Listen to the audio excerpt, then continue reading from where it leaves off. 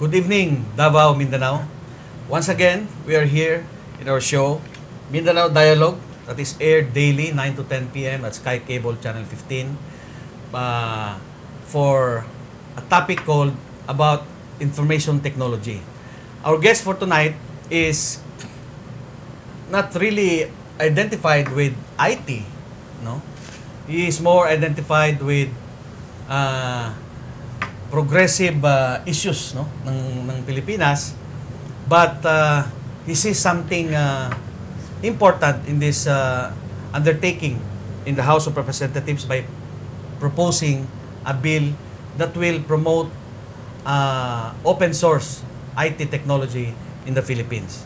He is no other than well-known street parliamentarian and a congressman of Bayan Muna, Congressman Teddy Casino.